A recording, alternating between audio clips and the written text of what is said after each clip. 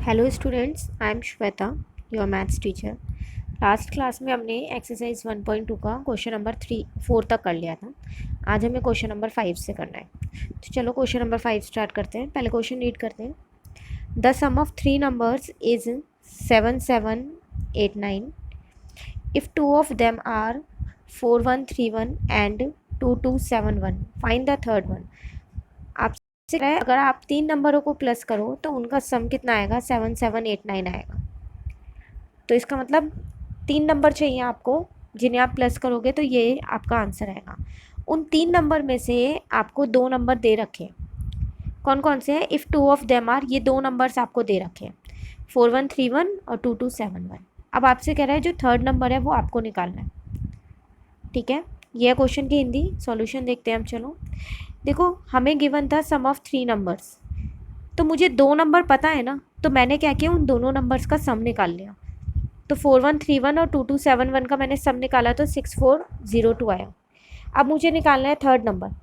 अब देखो आप, ये वाला जो सम है ये तीन नंबरों का सम है, मतलब अगर तीन नंबर मैं प्लस करूँगी तो ये आंसर आएगा। और जो ये वाला सम है ये दो नंबर का है, दो नंबरों को प्लस किया। अब मुझे थर्ड नंबर चाहिए, तो अगर मैं इस वाले नंबर में से इस वाले नंबर को माइनस कर दूँ तो मेरा थर्ड वाला नंबर मुझे पता चल जाएगा क्या था। तो मैंने क्या किया, इसमें से इसको माइनस कर दिया। मैंने ये माइनस आपको शो किया है यहाँ। माइनस करके मेरा आंसर आया 1387। इसका मतलब मेरा थर्ड नंबर क्या है, 1387।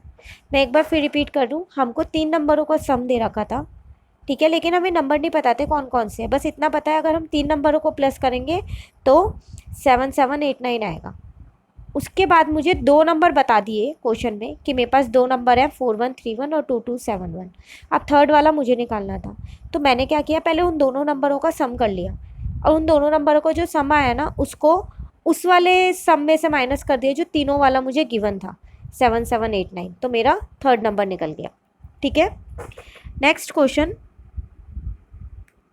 Subtract the difference of this and this from this. कह रहा है सब्ट्रैक्ट द डिफरेंस। डिफरेंस मतलब होता है माइनस, मतलब इन दोनों का जो डिफरेंस आएगा, मतलब इन दोनों को जो माइनस करके आएगा उसको क्या करना है, इसमें से माइनस करना है।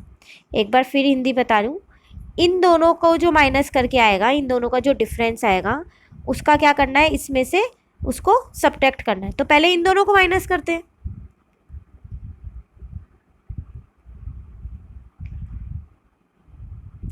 तो ये रहा सॉल्यूशन आपका।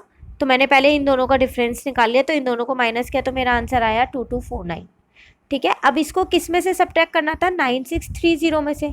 बड़ा नंबर ऊपर रखते हैं सब्ट्रैक्शन में, तो 9630 में से मैंने 2249 क्या किया, सब्ट्रैक्ट कर दिया और मेरा आंसर आ गया।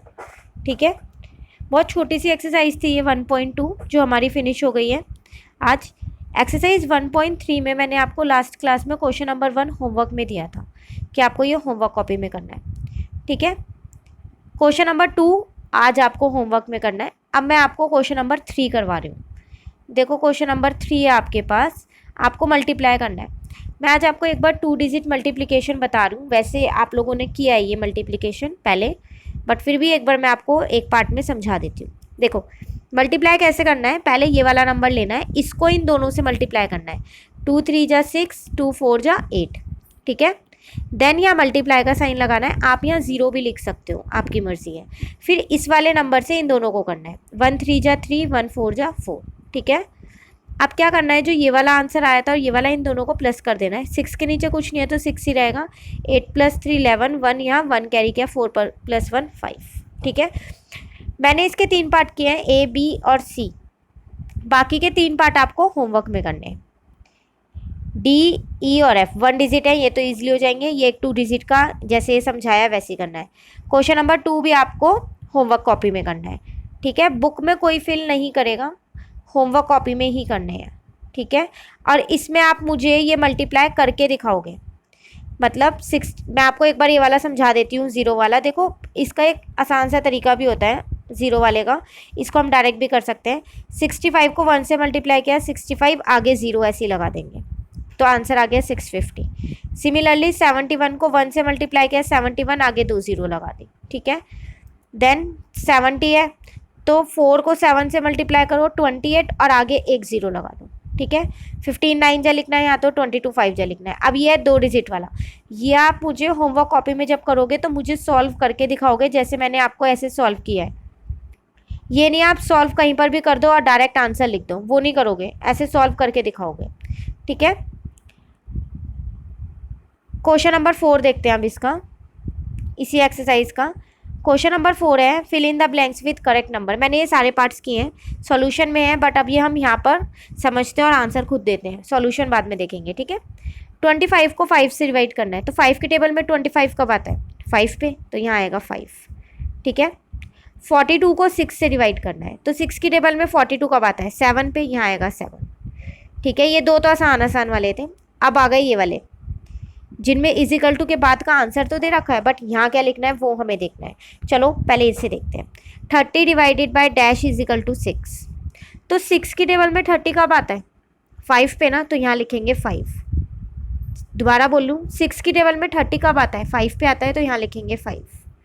ठीक है, अब यहाँ डैश है, मतलब यहाँ क्या नंबर लिखूँ और उसको 8 से डिवाइड करूँ तो मेरा आंसर 6 आ जाए, तो यहाँ क्या नंबर आएगा?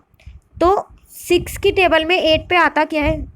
6 तो तभी आएगा ना, है ना। आप 8 या फिर आप ये देख लो 8 से डिवाइड करना है आपको ये, तो यहाँ पर आंसर क्या लिखूँ ऐसा कि हमारा जो आंसर है वो 6 आ जाए, तो आंसर आएगा 48, क्योंकि 8 की टेबल में 6 पे क्या आता है? 48, तो यहाँ आएगा 48। तभी तो आप 8 को जब 48 से डिवाइड करोगे तभी तो 6 आएगा। सिमिलरली 15 की टेबल में 8 पे क्या आता है, मतलब 15 8 जा कितना होता है, तो यहाँ लिख देंगे। ठीक है, तो कितना होता है? 120, तो यहाँ पर आ जाएगा 120। अब 120 को 15 से डिवाइड करोगे तो कितना आएगा? 8 आएगा। आपको इन बॉक्स में ऐसे फिल करना है कि जब आप उसको इस नंबर से डिवाइड करो तो आंसर यही है। तो आप यही देख लो ना, 8 की टेबल में 6 पे क्या आता है, तो 8 6 जा, 15 8 जा, तो ये वाला तो आसानी से हो जाएंगे अब। ठीक है, अब ये वाला हमने फिल कर लिया था, ये रह गया, ये इसी की तरह है। 6 की टेबल में 30 कब आता है? आपने लिख दिया था। ऐसे 9 की टेबल में 171 कब आता है? पर 9 की टेबल में तो 171 बहुत बड़ा नंबर हो जाएगा, तो कैसे करें, कैसे देखेंगे हम, क्योंकि 9 10 जा तो 90 होता है। यहाँ तो ये छोटा सा था। 6 की टेबल में 30 कब आता है? तो मैंने 5 लिख दिया सीधा। या फिर ऐसा क्या लिखूँ यहाँ पर, मतलब कि ये कंप्लीट हो जाए, तो मैंने ये वाला ट्रिक से कर दिया। बट यहाँ कैसे करूँ, ये तो बहुत बड़ा नंबर हो गया। तो आप क्या करो, 171 को 9 से डिवाइड कर दो।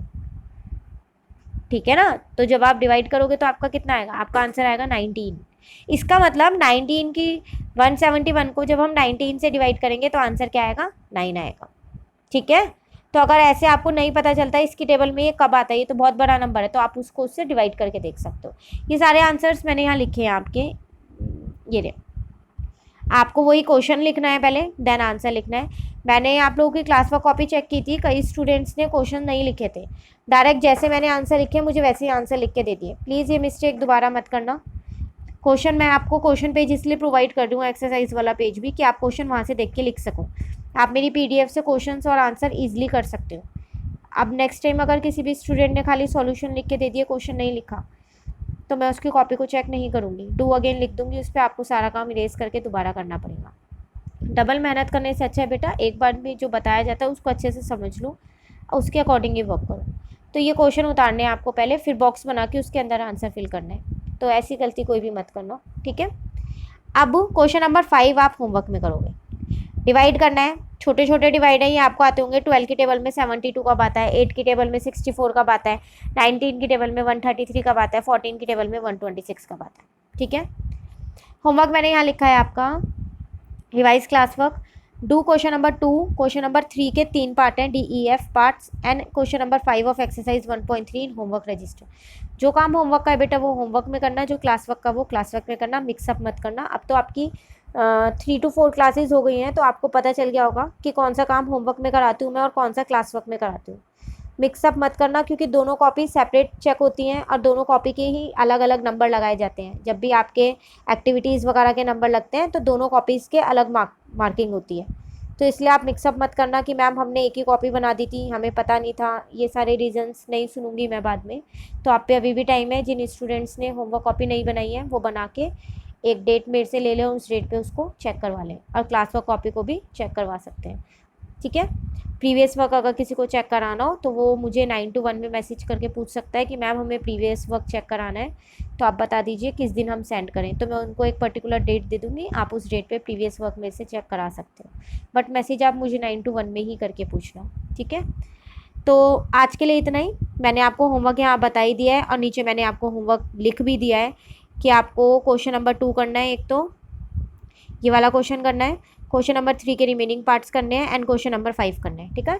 ये 3 क्वेश्चन रह गए हैं, फिर हमारी ये वाली एक्सरसाइज भी खत्म हो जाएगी। नेक्स्ट क्लास में मैं ये 3 क्वेश्चन आपको करा दूंगी, तो आपकी ये वाली एक्सरसाइज भी फिनिश हो जाएगी। बाकी का काम नेक्स्ट क्लास में करेंगे। कोई प्रॉब्लम हो तो आप पूछ लेना। डेट डाल के आज का काम करना है क्लास वर्क कॉपी में, ऊपर पहले क्वेश्चन लिखना है फिर आंसर लिखना है, ठीक है।